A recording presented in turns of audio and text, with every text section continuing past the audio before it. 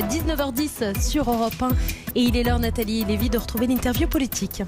Oui, bonsoir Aurélie Herbemont. Bonsoir Nathalie. Au lendemain de l'allocution présidentielle, votre invité Sibeth Ndiaye restera avec nous jusqu'à 19h30. Ce soir, les auditeurs pourront directement l'interroger au 3921. Vous recevez la porte-parole du gouvernement. Bonsoir Sibeth Ndiaye. Bonsoir. Le chef de l'État a ouvert la porte à un déconfinement progressif à partir du 11 mai. Le ministre de l'Intérieur précise que c'est un objectif, une date à conquérir. Le plan de déconfinement reste à écrire. Alors en donnant cette date du 11 mai, est-ce qu'Emmanuel Macron n'a pas pris le risque de donner de faux espoirs aux Français ? Notre objectif, et c'est ce que le président de la République a dit, c'est que le 11 mai soit le début d'une nouvelle étape après le confinement strict que nous aurons au fond connu pendant 2 mois. Il a évidemment donné une condition pour que cette date du 11 mai puisse être réalisée, c'est que le frein que nous avons mis à la propagation de l'épidémie depuis le début du confinement puisse perdurer. Et c'est la raison pour laquelle les 4 semaines qui s'annoncent encore devant nous sont des semaines dans lesquelles nous ne devons pas relâcher notre effort. Les gestes barrières, les distances de protection qui ont été mises en place, toutes les mesures sanitaires auxquelles, au fond, je crois, les Français se sont habitués au fur et à mesure des jours qui viennent de s'écouler. Il faut qu'on continue à les respecter. Il faut surtout pas relâcher l'effort qui est le nôtre, même si, et j'en suis bien consciente, c'est très, très, très dur au quotidien.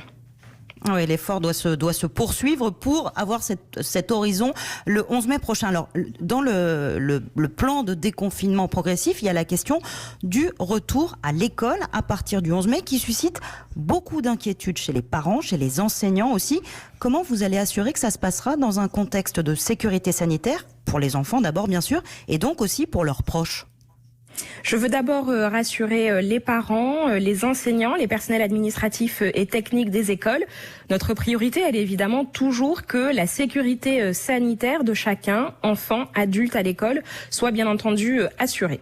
Et donc notre objectif, c'est de faire en sorte que ce retour à l'école soit d'abord progressif, qu'il se fasse sur la base d'un dialogue constant qui sera réalisé par Jean-Michel Blanquer, le ministre de l'Éducation nationale, avec les associations représentatives des parents d'élèves, avec évidemment les organisations syndicales du monde de l'éducation, de manière à ce que on puisse entendre les besoins des uns et des autres, faire en sorte que cette sécurité sanitaire soit établie.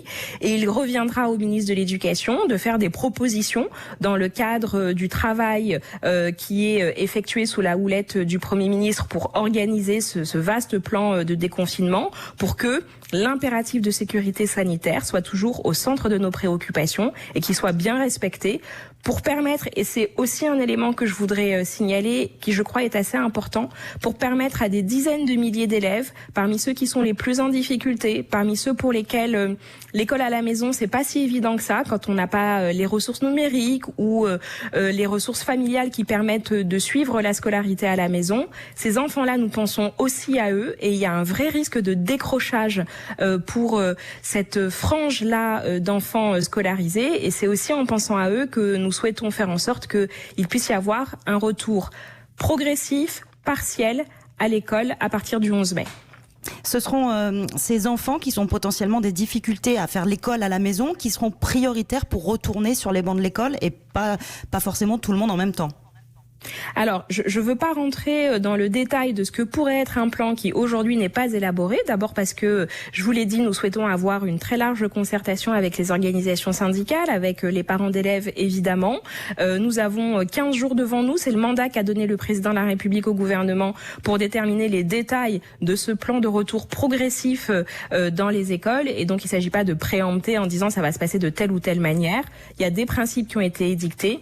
Le premier d'entre eux, c'est de faire en sorte qu'on puisse assurer la sécurité sanitaire des élèves comme des enseignants et comme des personnels administratifs et techniques dans les écoles.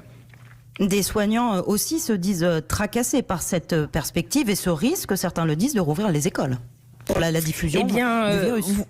Vous le savez, on a toujours fait le choix d'étayer avec un rationnel scientifique, sanitaire, les décisions que nous avons prises, mais il s'agit aussi de décisions politiques qui prennent évidemment au premier chef en compte l'impératif de sécurité sanitaire. La date du 11 mai, c'est une date qui permet d'avoir peut-être un soulagement du système sanitaire qui aujourd'hui, vous le savez, est vraiment sous tension à cause du nombre de patients hospitalisés en réanimation, dont nous voyons les prémices d'une décrue progressive. Il faut prendre vraiment les choses avec beaucoup de prudence. Donc je comprends les inquiétudes qui sont liées à cette perspective du déconfinement, mais notre objectif, il est bien de faire en sorte que les différents éléments de ce plan soient concertés avec les parties prenantes dans chacun des univers professionnels, que ce soit à l'éducation nationale, mais aussi dans les transports, mais aussi de manière générale dans les entreprises françaises, de manière à ce que chacun soit assuré lorsqu'il va au travail, lorsqu'il se déplace, que ça se fasse dans les conditions maximales de sécurité sanitaire.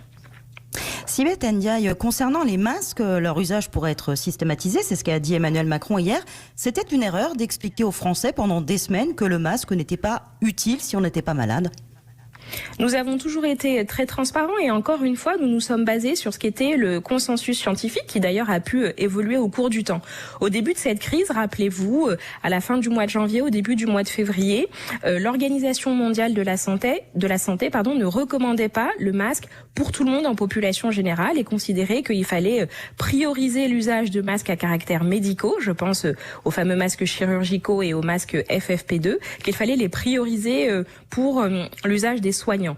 Nous avions au début de cette crise un stock de 117 millions de masques chirurgicaux et nous savons aujourd'hui que nous avons une consommation de ce matériel de protection de l'ordre de 40 à 45 millions de masques par semaine. On voit donc bien qu'il était non seulement nécessaire d'avoir une gestion qui soit évidemment exclusivement dédiée au personnel soignant dans les hôpitaux, en ville, dans les établissements médico-sociaux, mais que nous ayons aussi une politique volontariste pour augmenter notre production sur le sol national, mais aussi réaliser des importations. C'est ce que nous avons réalisé tout au long du mois de février et tout au long du mois de mars. La recommandation de l'OMS n'a pas changé sur l'usage de masques en population générale. En revanche, nous voyons des voix dans le domaine scientifique qui s'élèvent. Je pense par exemple à l'Académie de médecine en France pour dire que il peut y avoir une utilité à l'élargissement du port du masque. On parle bien, non pas de masques soignants, mais de masques grand public, dont les niveaux de protection sont des bons niveaux de protection, mais ne peuvent pas être utilisés en milieu médical. Et donc, nous avons souhaité, sous la houlette du ministre des Solidarités et de la Santé, Olivier Véran, vérifier qu'il puisse y avoir un consensus scientifique autour de cette évolution de doctrine. Et cela fait partie des options qu'a mis le président de la République sur la table. Le fait de faire en sorte de mettre à disposition des Français ces masques grand public et éventuellement, le cas échéant, c'est l'objet de la réflexion qu'on va avoir dans les 15 jours, de voir s'il faut en systématiser le port dans certaines situations, par exemple dans les transports en commun. Sibeth Ndiaye, Emmanuel Macron a annoncé hier une aide exceptionnelle pour les familles modestes. Quelle sera l'ampleur de cette aide? Nos confrères des Échos évoquent une enveloppe de près d'1 milliard d'euros. Nous aurons des précisions qui seront données demain à l'issue du Conseil des ministres. L'objectif de cette aide, en quelque sorte, c'est une aide d'urgence solidaire à destination des ménages les plus... Alors aujourd'hui, je vais pas vous donner maintenant le contenu des annonces qui seront faites à l'issue du Conseil des ministres. Ce sera l'occasion de pouvoir le détailler demain. Notre objectif au fond, c'est de considérer qu'il y a un certain nombre de familles françaises qui sont en but à des difficultés particulières à cause du confinement. C'est des familles qui sont déjà dans des situations de fragilité. Et c'est vrai que quand on bénéficie plus du tarif social, voire même de la cantine gratuite et qu'on doit nourrir les enfants à la maison, c'est un surcoût, c'est de l'argent en plus qu'on doit sortir que ce qui était prévu. Quand de surcroît, on est au chômage partiel, on ne perçoit que 84%, 100% si on est au SMIC, de sa rémunération habituelle. Et donc, on voit bien qu'il peut y avoir des familles qui sont en difficulté. Et nous aurons l'occasion demain de présenter dans le détail cette aide d'urgence solidaire à destination des Français les plus modestes. Merci Sibeth Ndiaye. Je vous laisse maintenant en compagnie des auditeurs qui, je n'en doute pas, ont plein d'autres questions à vous poser. Oui, effectivement, Sibeth Ndiaye, porte-parole du gouvernement. On est ravis de pouvoir vous avoir encore 10 minutes avec les auditeurs qui nous appellent nombreux au 39 21. Vous restez avec nous. On se retrouve avec leurs questions dans une petite minute.